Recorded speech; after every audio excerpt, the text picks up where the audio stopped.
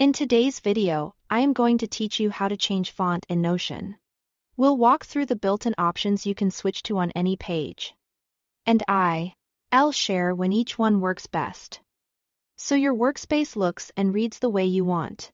Open any Notion page you are working on, then look to the top right corner for the three-dot menu. This is where Notion keeps page-level display options.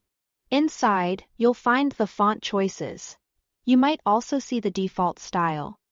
But today we're focusing on the two alternatives you can apply instantly, serif and mono, plus the small text toggle that sits in the same menu. Choose serif if you want an elegant, traditional look that's especially comfortable for longer reading. Think journals, knowledge bases, or thoughtful notes where you want a soft, book-like feel. Serif letters have those subtle finishing strokes on each character, which can gently guide the eye across lines of text.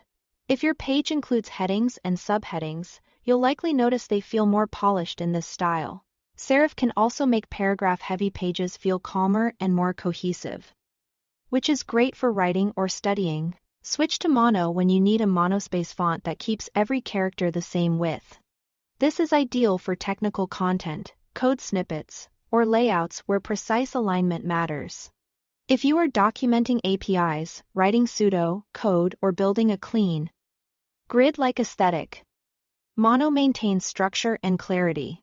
It's also helpful in tables or columns where lining things up visually makes scanning easier. Many people prefer mono for process docs or checklists because it adds a tidy, utilitarian feel without extra styling. In that same three-dot menu, you'll find the small text toggle. Turn this on to reduce the overall font size and fit more content on your screen at once. It's handy for dense pages like dashboards, meeting notes, or databases where you want to minimize scrolling and maximize context. If you enable small text, give your page a quick scan to make sure everything still feels readable. You can always toggle it off again if it gets too tight.